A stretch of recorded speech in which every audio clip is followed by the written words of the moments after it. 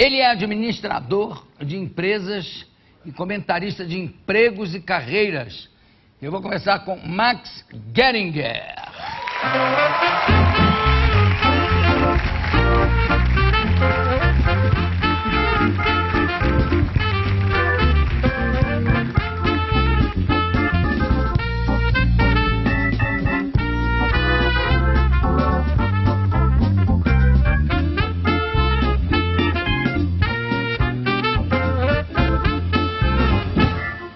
Uou, administrador de empresas, comentarista de empregos e carreiras, e está lançando o livro O Melhor de Max Geringer, na CBN, volume 1, 120, pela editora Globo, 120 conselhos sobre carreira, currículo, comportamento e liderança. Você chegou a ser ao mesmo tempo presidente de quantas empresas? Ao mesmo tempo de uma só, né, João? Não, porque tem uns que são... Eu conheço ex-ministros que são presidentes de várias empresas. Não, uma só de cada vez. Uma só. E quantas? Duas. Duas empresas. E por que de repente cansou-se? Eu não necessariamente me cansei. Nós temos duas estatísticas no Brasil caminhando na contramão. Uma delas é a idade para o mercado de trabalho. A gente fica velho muito cedo. Dependendo do mercado de trabalho, né? É uma coisa engraçada isso, né? Porque o artista, tá aqui o Bira, que não me deixa mentir, e tô aqui eu também, que não me menti, o artista não tem idade para se aposentar, ele se aposenta realmente quando quer parar, né? Mas no mundo empresarial há uma coisa cruel, né? Você chega em tal idade, tem que se aposentar. Em grandes empresas internacionais, multinacionais pelo menos, é assim. Esse é um dos motivos? Esse foi um dos motivos. Eu sabia que eu ainda teria gás assim para trabalhar talvez mais 10 anos, 15 anos, mas inevitavelmente chega aquele dia que tem uma homenagem, alguém te dá um relógio.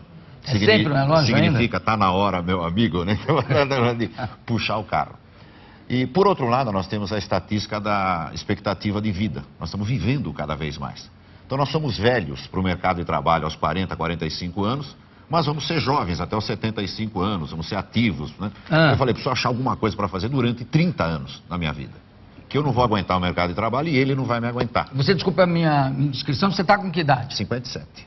57. Eu parei com 49. Ah, mas então você pode continuar ainda muito mais do que você calculou. Espero que sim. Espero, né? Mais uns...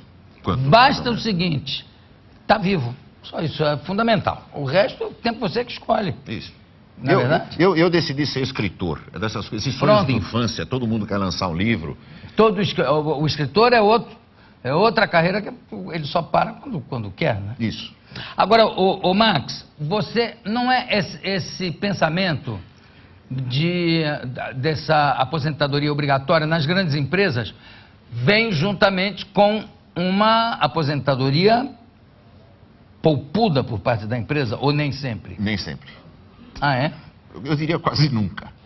A grande maioria das pessoas que se aposenta depende do glorioso INSS e não é legal o que as pessoas recebem. Mesmo nas altas diretorias? Algumas empresas, eu diria que as estatais são melhores do que as privadas. Mas tem algumas internacionais, algumas multinacionais que têm um plano de aposentadoria bem caprichado. Bastante razoável, as que eu trabalhei não tinham. Então dependi de mim mesmo. Bom, você começou fazendo o quê? Trabalhando como o quê? Sem carteira assinada, eu era auxiliar de faxina com 12 anos. Eu sou de Jundiaí, uma cidade aqui perto, a gente tinha um cinema e tinha um grupo que passava cera no cinema depois dos espetáculos e a gente podia assistir filme de graça em troca, quer dizer, não ganhava nada, mas assistia filme proibido até 18. Poxa, como não ganhava nada? Virava o ídolo assim da molecada na escola, você não sabe o que eu assisti ontem. Aquelas descrições, apareceu quase o tornozelo, era maravilhoso. Gilda. Gilda diziam que ela ficava nua, eu ficava doido. Quando? O tempo todo. Isso no colégio. Não, porque o meu pai é amigo de um gerente, deixou eu entrar lá. Fica tudo doido. Você mentia muito também no colégio, quando via até o pedaço do tornozelo? Estudei em colégio de freira, Gil. Ah, é verdade. Freira não mente, padre não mente nunca. Quer dizer que você não mente nunca. Principalmente quando você me pergunta em público, claro que não. Ô, Max, aí você passou a office boy? Fui office boy, isso. De que empresa? A primeira empresa que eu trabalhei foi a Sica, que produzia tomate, que não existe mais. Aliás, as 3 primeiras empresas que eu trabalhei não existem mais. Isso não sei se é uma boa recomendação. Você chegou a presidente dessas empresas? Eu fui presidente da Pepsi Cola. Aí tá legal, né? E da Puma, né, que faz o pão que nós comemos aqui, a Plus Vita no Rio. E da Pepsi Cola você saiu por quê? Foi flagrado no lanche tomando Coca-Cola? Não. Você que saiu. Agora, e começando, você chegou a office, você foi office boy de empresa, e tem grandes banqueiros, grandes fortunas, que começaram como office boy, né? Grandes homens de empresa no Brasil. O próprio, se eu não me engano, o próprio Amador Aguiar foi office boy, o Edmundo Monteiro, que era das associadas, foi office boy. É um requisito fundamental para você chegar a presidente da empresa, você... Talvez fosse na época. Aliás, perdão, deixa eu completar. Você começar bem de baixo na empresa? Foi, um dia. Na verdade, nem chamava office boy, né, Jô? Chamava qualquer coisa. Eu era aprendiz de arquivista, que era um cargo que se colocava para ganhar meio salário mínimo, era salário de menor. O termo office boy acho que é do fim da década de 70, começo do 80. Eu comecei a trabalhar antes disso. Mas naquela época tinha um negócio muito diferente do mercado de hoje. As pessoas entravam numa empresa para morrer nela. Que triste. Para se aposentar, aposentava com 49 anos, morria com 51,5 pescando. Era o sonho de todo mundo. Mesmo quem não gostava de pescar. Mas tinha que morrer pescando, fazia parte do script da vida, assim, né? Hoje isso mudou completamente. A gente diz que hoje uma pessoa que vai ter 30 anos de carreira, jovem aqui, nós temos muitos, eles provavelmente vão ter 15 empregos na vida. Então eles vão pular. Então, a gente delegava a carreira para uma empresa, a empresa cuidava da gente. E hoje não. Nós aprendemos a administrar a nossa própria carreira. Então tem um sentimento de utilidade hoje em relação à empresa. A empresa é útil para mim, eu fico. Eu sou útil para a empresa, ela me mantém. Então eu acho que hoje já não é mais tão necessário começar como office boy. Porém, a maioria começa como estagiário, começa como trainee. É um nome mais bonito. Trainee é bonito. É bonito. O trainee normalmente é um frustrado assim de coração, porque não sei se tem trainee aqui na sala, mas o trainee... Tem algum trainee Tem trainee aqui? Tem trainee? Estagiário? Tem, ali? Olha lá. O estagiário, normalmente, são... Vocês são trainee e não sabiam, tá vendo? Estagiários, normalmente o quê? São jovens que têm uma faculdade, que falam um idioma, quer dizer, tem um conhecimento muito grande. Se eu tivesse esse tipo de conhecimento quando eu comecei a trabalhar, acho que eu começava com gerente direto. Acontece que eles têm todo esse conhecimento, entram na empresa e vão fazer os trabalhos mais simples, mais insignificantes que uma empresa tem para fazer. O que acontece? Depois de 2 ou 3 meses, o jovem está absolutamente frustrado. Quer dizer, eu estou estudando desde os 3 anos de idade, minha mãe me botou no balé, essas coisas assim, né? Aí eu tenho 22, 23 anos de idade, 30 anos de estudo. Não sou bailarino? Não sou bailarino, desisti disso com 5 anos, né? Aquelas coisas assim. E estão me dando aqui, sei lá, lápis para apontar aqui na empresa. Planilhinha mais simples possível, que qualquer pessoa que anda e fala pode fazer. Quer dizer, o que há de errado no mundo? O que há de errado no mundo é que toda vez que abre uma vaga, qualquer que seja numa empresa, a quantidade de candidatos extremamente bem preparada que aparece é enorme. Então, nós tínhamos antigamente o processo de seleção nas empresas. Uma vaga, 10 candidatos. Hoje nós temos o processo de eliminação. Uma vaga, 1000 candidatos, precisamos eliminar 990 para ficar com 10. Mas aí fica muito complicado, não fica? Porque como é que você vai saber o que você vai eliminar? E isso faz o seguinte, também não cria um desemprego numa área em que as pessoas se prepararam para estudar, são diplomados, são competentes e de repente tem que partir para outras atividades? Sim. Né? Tem até a piada do jeito que foi ser macaco no circo, porque o cara disse, não, você tem uma roupa de macaco ali, você entra e você vai ter que ir brincar com o leão. Aí o cara botou, entrou, o leão veio, ele chegou, pulou de lado, o leão veio mais, aí de repente o leão pulou em cima dele e falou, ô macaco, fica quieto que eu sei que você é engenheiro, mas eu sou médico. É mais ou menos isso, né? As pessoas vão fazer outras atividades. O maior contingente de desempregados hoje é o dos jovens. Ele supera a média dos desempregados. O que tem de estranho, Jô, na verdade, é triste. Se precisar, por exemplo, hoje de um bom advogado, né, para contratar um advogado, vão aparecer assim 500 candidatos. Você precisa de um encanador para sua casa, ele demora 1 semana para chegar. Você vai de um marceneiro, ele demora 3 meses. Nós chegamos num ponto em que um mecânico que consegue falar inglês consegue emprego mais rápido que um engenheiro que sabe falar inglês. Então nós criamos uma geração de jovens extremamente bem preparados, a melhor geração de jovens que esse país produziu, academicamente falando, e nós não conseguimos gerar vagas à altura do conhecimento que eles adquiriram. Isso é que é frustrante. Eu acho que aqui... Agora, isso talvez seja uma característica mundial, isso, né? Ou você acha que é mais especificamente do Brasil? Ela é mais forte no Brasil pela quantidade de jovens que nós temos no Brasil em relação à população em geral. Agora, por exemplo, nos Estados Unidos, você sabe que se você se formar em Direito por Harvard, os cinco primeiros colocados já têm empregos garantidos nas grandes firmas. Medicina, a mesma coisa, enfim. Lá levam muito em conta a formação universitária.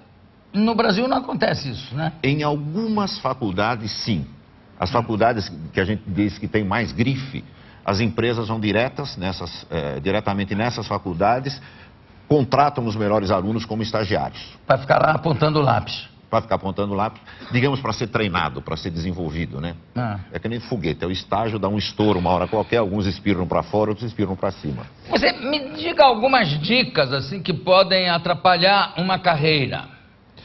A primeira, a mais fundamental, eu aprendi isso apanhando, e acho que todos nós aprendemos, é nunca fale mal do chefe. Bom, mas aí essa dica não... Nunca. As pessoas acham que se eu for no banheiro e me trancar com a minha colega e falar mal do chefe, não. A orelha do chefe é do tamanho da bacia da privada. Mas, é do tamanho da... Mas só não entendi o seguinte, Max. Por que você pegou a sua colega e foi se trancar no banheiro com ela? Era misto. Sim, e escolheu de falar mal do chefe com tanta coisa boa pra... E aí, e como é que o chefe fica sabendo? Um dos dois conta? As paredes contam, os corredores contam, os carpetes contam, quer dizer, sempre chega ao ouvido do chefe. Alguém, pode ser o nosso melhor amigo, sempre tem interesse em também ser amigo do chefe. E a coisa chega no ouvido do chefe. Eu sempre comparo o chefe, quer dizer, a carreira é um elevador e o chefe é o ascensorista. Quer dizer, por pior que ele seja, por déspota que ele seja, né, por mais radical, por mais desatualizado, tarado, ou seja o que for, quer dizer, a promoção vai depender sempre de do chefe. Então é bom estar bem com ele. Mau hálito interfere O mau hálito é interessante. Eu acho que todos nós convivemos com pessoas, né, cedo ou tarde na nossa vida, que têm mau hálito. Mas eu sempre me lembro do fato de que as pessoas que têm mau hálito, quando elas conversam com a gente, são as que chegam mais perto para conversar. Normalmente quem tem mau hálito é nariz com nariz. Então a gente dá um passo para trás. E a pessoa que tem um mau hálito dá um passo para frente. Então a gente começa conversando aqui, daí a 10 minutos está conversando a 250 metros de distância, né? O problema, né? As pessoas que têm mau hálito não sabem, na grande maioria dos casos, que elas têm mau hálito. Senão elas morreriam. Né? Imagina você ter mau hálito e sentir esse mau hálito o dia inteiro, morre. Isso é uma coisa que Deus fez bem. É verdade.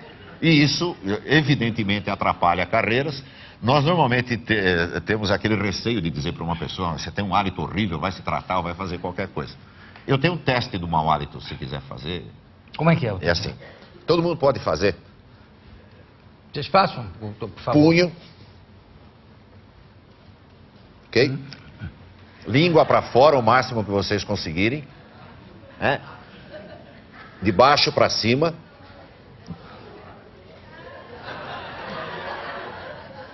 Não façam isso na frente da secretária da empresa que pode... Ok, 6 vezes com alguma pressão, devagar. 3, 4, 5, 6. Cheirem. Esse é o cheiro que as pessoas sentem quando falam com vocês. 10% das pessoas devem ter tomado o susto da vida delas. Eu não sei quantas pessoas nós temos aqui, João, mas... Umas 300 pessoas. 300. 30 de vocês devem ter caído de costa. Quem são os 30? Os 30, mas não são todos que fizeram o teste. Não, eu sei que o Derico está desmaiado ali, que eu vi ele. Ô, Max, tem uma coisa que me impressiona. Grandes executivos, vamos dizer, presidentes de empresa, né? Que de repente são presidentes de uma empresa que fabrica, sei lá, Tampax ou B. E aí, meses depois, ele é contratado por outra empresa que fabrica aviões. E a competência dele é a mesma em duas áreas tão diferentes. Porque eu noto que alguns presidentes de empresa... não entendem nada. Nada. É isso aí. E não entendem nada, inclusive em termos de cultura geral. São realmente um pouco lentos. Por que acontece isso? Porque na medida em que uma pessoa vai subindo na hierarquia, ela deixa de entender da parte técnica e, teoricamente, deveria entender mais de pessoas. Então, ela contrata técnicos que vão fazer o trabalho e ela se dedica a criar o ambiente da empresa, a criar a cultura. Mas, na teoria, é isso. E alguns incompetentes também sobem na vida, como nós, Mas a explicação é essa. Quando você chega lá em cima, você não precisa mais fazer avião, fazer sapato ou experimentar o produto da empresa. Eu experimentava, toda empresa que eu trabalhei experimentava o produto até o dia que eu fui convidado para trabalhar numa empresa de supositório. Que foi quando eu desisti de tentar, assim, entender o produto mais profundamente. Chega uma hora que... O que é mais importante hoje para você conseguir uma vaga numa empresa? É uma coisa chamada networking. Que é o quê? Dá para demonstrar isso aqui na plateia? Eu até acho que nós, para demonstrar, aí nós fizemos um pequeno... Imagino que sim, a Miriam preparou algo. Cadê? Alex, tem uma cadeira envolvida nessa história? Tem. Eu posso me levantar? Fica à vontade, fica à vontade. Nós gostaríamos que nós temos 4 voluntários na plateia, temos? Que foram escolhidos eu escolho. Eu posso escolher 4 pessoas bonitas, simpáticas, inteligentes, que queiram ganhar como salário inicial R$18.500 por mês, mais mordomias e mais benefícios. Venha, por favor. Os 4 primeiros que se levantarem, porque no mercado de trabalho, quem tem iniciativa chega antes. 2, 3, por favor, venham. Os que chegarem ali... 4. Pode ser 5, porque o mercado de trabalho é ganha coração de mãe, cabe todo mundo. 6, pode ser 7, não tem problema nenhum. Nós vamos colocar uma cadeira. Vocês conhecem a dança da cadeira? Já ouviram falar na dança da cadeira? Ok. A dança da cadeira é o seguinte: nós temos uma cadeira, aqui está a cadeira. Jô, desculpe. À vontade, fica à vontade, eu estou aqui. Eu já estou empregado. A cadeira representa uma vaga. Vocês estão participando de um processo de seleção. Vocês já ouviram a famosa dança da cadeira, que no processo de seleção vai para um lado, faz entrevista, vai para o outro, faz dinâmica, vai para o outro, é entrevistado, volta para o primeiro que entrevistou. Então, nós vamos pedir para o nosso glorioso sexteto, eles vão tocar. Vocês simplesmente ficam rodando em volta, a gente precisa de um espaço razoável, não muito próximo da cadeira, bem grande, para vocês irem rodando. No momento que a música parar, vale iniciativa, vale rapidez, vale qualquer coisa. O primeiro que sentar tem um emprego, pode ser? Ok. Podemos começar. Abram.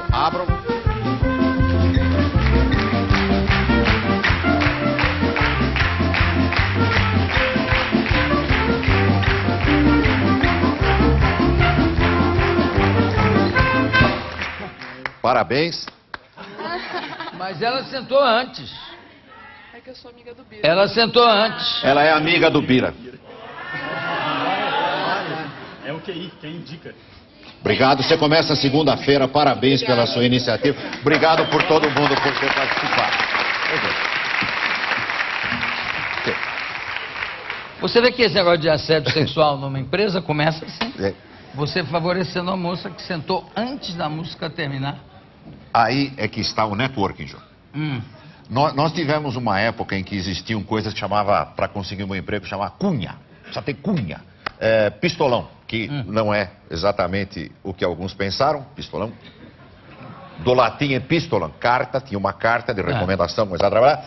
QI, que é o que indicou. Nessa época, isso era negativo. Quer dizer, você tinha 4 ou 5 candidatos maravilhosos e era contratado alguém que era amigo de alguém, mas não era tão competente quanto. No mercado de trabalho hoje, nós temos centenas de candidatos extremamente competentes para uma vaga. Eles se equivalem em tudo, escolaridade, um deles conhece alguém. esse é admitido. Então, quando isso acontece, qual é a primeira reação, por exemplo, dos que participaram aqui? Isso é injusto. Isso não pode acontecer. Eu fiquei rodando em volta, passando, e de repente alguém que é amigo do Bira senta na cadeira e consegue um emprego, né? Mas a recomendação que a gente dá no networking é o seguinte: por mais que o jovem acumule, ou de qualquer idade, que acumule diplomas, que acumule conhecimento, 80% das boas vagas hoje são preenchidas por indicação direta de alguém que já trabalha dentro de uma empresa. Então, eu tenho repetido que a carreira profissional hoje começa provavelmente aos 4 ou 5 anos de idade, quando a gente tem contato com o nosso primeiro professor. Quer dizer, não esqueça dele. 15 ou 20 anos depois, ele pode recomendar a gente para uma Resolver vaga. a sua vida. Exatamente. Bom, eu conversei aqui com o Max Geringer, que está lançando. Também gostei, mas tem um livro, ó, O Melhor de Max Geringer, na CBN, pela editora Globo. 120 conselhos sobre carreira, currículo, comportamento e liderança. Max, muitíssimo obrigado. Daqui a pouco a gente volta.